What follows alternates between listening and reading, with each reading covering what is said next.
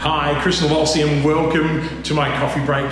Each week I will provide you with a thought-provoking concept that will help you flourish and grow both professionally as well as personally. Now, in today's episode, I actually want to share with you how to become an Entrepreneur Evangelist in as little as 4 steps.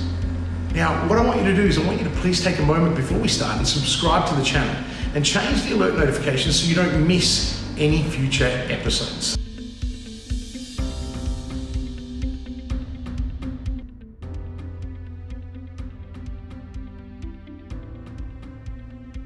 Now, before I start, you might be thinking, what on earth is he going to be talking about? Right, well, what do you mean about being an Entrepreneur Evangelist? Now, let me be clear, this is not a marketing gimmick. An Entrepreneur Evangelist is an entrepreneur who believes in their products and services so fervently that they purposely promote it to others. Now, this sounds normal, right? But you see, these entrepreneurs take it just that little bit further by promoting the entire industry and the entire ecosystem at large, because they understand the power of movement.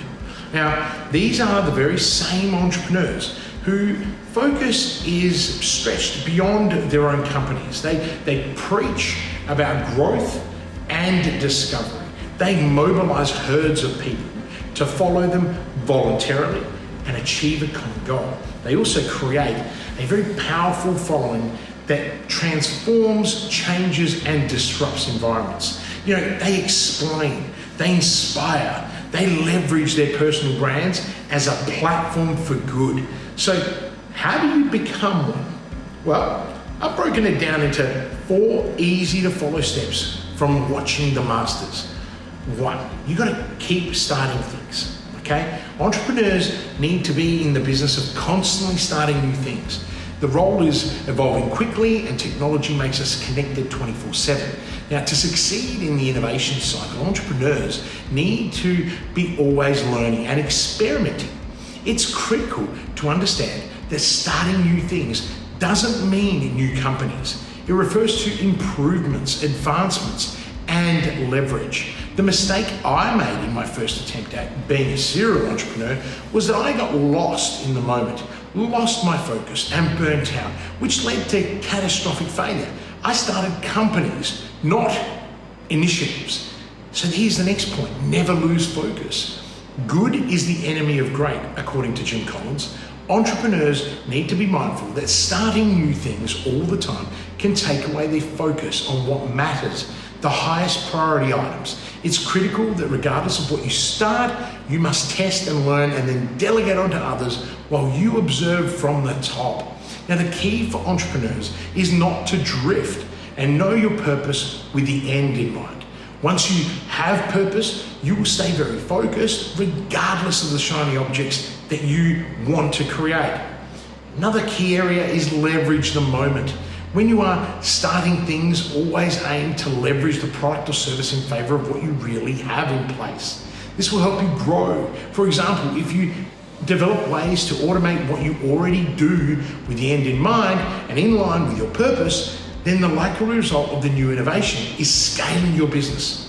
Now, you got to know the law of the land around you. If you are opportunistic in leveraging the right circumstances for the growth of your business, and sustained success will follow. The last one, step 4, is stay flexible. Great entrepreneurs fight the tendency to become less flexible and actively search for the next opportunity to pivot and grow. You should always be seeking out new methods and techniques to grow the pie. I meet so many successful people that fail. They fail because they become complacent. They thought that they had achieved it all, and guess what happens? They become less flexible. Now, leveraging media is critical. Don't just accept because you are the best at digital that you should not explore the benefits of live events, television, radio, PR. It's in marketing, it's about reach and mental availability. So explore every option. Great entrepreneurs leave nothing on the table. Commitment to the cause is what separates the good from the great. The evangelist entrepreneur is the one that demonstrates and practices living by this his or her values.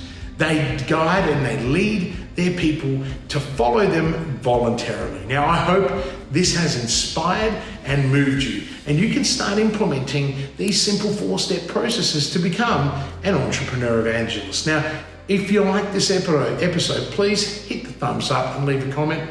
It does let others know that the content that I am sharing is making a difference to you, and it might help them or be helpful to them and others. I want to thank you for hanging out with me during my coffee break, and I look forward to sharing a coffee with you next week. Until then, live with purpose.